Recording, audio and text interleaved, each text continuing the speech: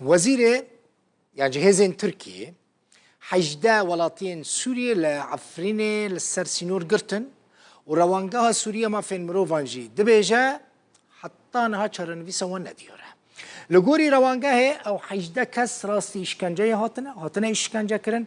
وجزاي برايان دانا يعني برايان هاتنا جزا كرن پشتراجی جبو بنگاه که پولیسین سربازی لجندریسا عفرینی هاتنا شاندن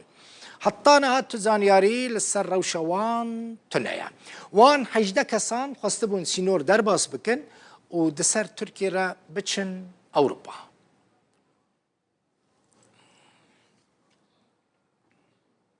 کارتونیست کرد يعني کاریکاتوریست کرد هنرمند کاریکاتور دجوار إبراهيم كود همان دميدا اندام تورا روجنموان كردين سوريا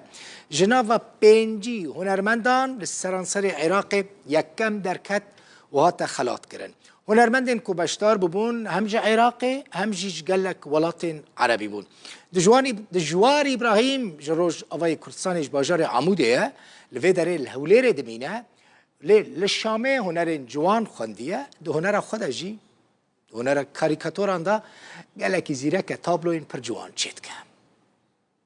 کاریکاتوریسته که روز آوای کردستانه ده پیش برکیه که هنری ده کل بغدای بریوه چو و تده هنونراتی هرما کردستانه تگره یکم لسر آست عراقینا دجوار ابراهیم کوج سال 2013 بله هرما کردستان دمینه لپایتخت هرما کردستان دمینه و کاری کاریکاتور دکت زانیارین بهتر سروی خلاطر سروی پیش برکیه که جار بخواد گلمه ده که جار اگر تو زانیارین بهتر بدمه لسروی پیش برکیه لسروی خلاط چیه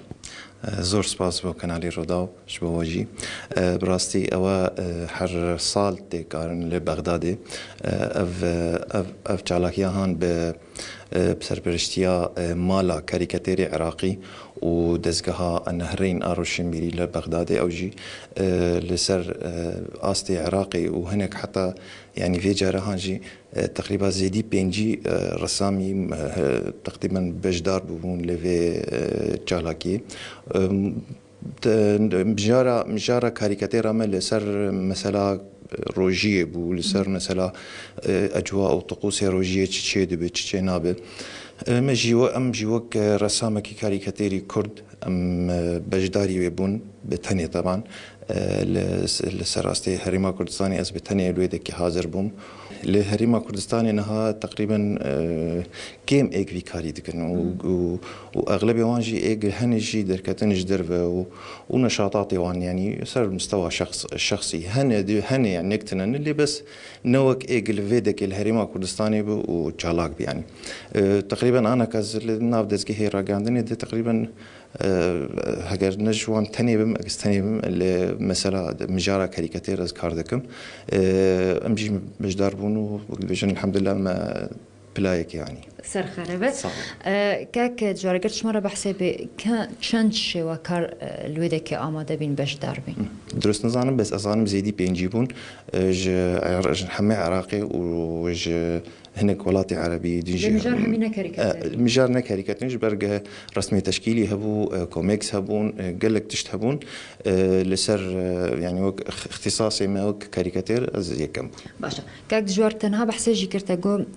كيمنيكو في كاريت كان لسر آست هرما كردستاني بزان بم بيشي كاريكاتير حز لسر هيا جرينجية بيددن براستي حاز لسر هيا لي بس مثلا جرينجية بتشكيكي بداخوا يعني خسكا جرينجي بيتر بيبدان وامتخازن يعني ازوج ما بستك يعني وك هدفك الجمنة يعني ازخازم كاريكاتيري كرديجي بخب بيش بده وكاريكاتيري كرديجي هبل ناو هم دنياي وقت چه كاريكاتيري لنا الدولة هذا يعني ازخازم ناوي كردستان ولو بلا بكاريكاتير يعني فانها وقت ميجي حاضر كتيم آماده كليه بروجكت ناو دستيم ده هي بروجكت جورية بجين إسرائيل إن شاء الله ما يعني بيجن ما هول داي إن شاء الله أو بروجكت هذا سريع إن شاء الله أو جي تشبه تشكي لك مزن هل بس ما بحسوان بلانتين تصوروا جدا كربا أم بهتر بحسوي بلان يمكن يعني أو تشيك وتلسر كاربك طيب بحسا جنس كر بله براستي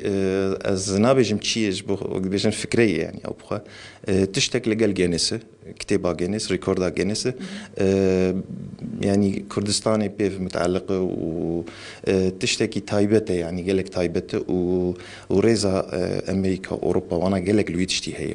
فإيرو أم دبينن شاوا دبي وشاوا قطر يا دولتي خليجي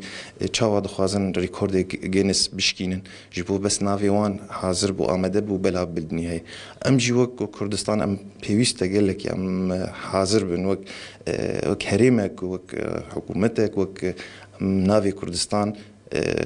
بلا نافي كردستان بيتر الحم شوي الحم آلي الحم تشب خازم يعني موجود بو حاضر بي يعني ام جي وك اركيما يعني ام اختصاصي ما استخازم حاضر بم واستشكي بكم يعني باشا قالك سباس هاي سر كفتن هروها متكرم بجن ديسا سر خيره في قالك سباس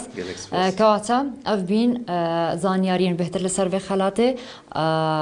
دجوار ابراهيم خالك باجر قامش لرجاوي كردستانيه نيكم جاره بشداري پیش برکیات که و خلاط وردگره لیوی جاریجی لسر آست عراقی یکم بی و وکوی بحثی کریجی ده صبارو جده هجماره که پلانی نویجی هنا حلبچه کوچره لشونا کو بیجه یکم بو دبیجن یکم بی کوچر پیرنگینه هبو دبی هبی مولا وابا و تماشاكر حتى 7 ساعات حفت إيفاري جوفي داري أزيل قلبه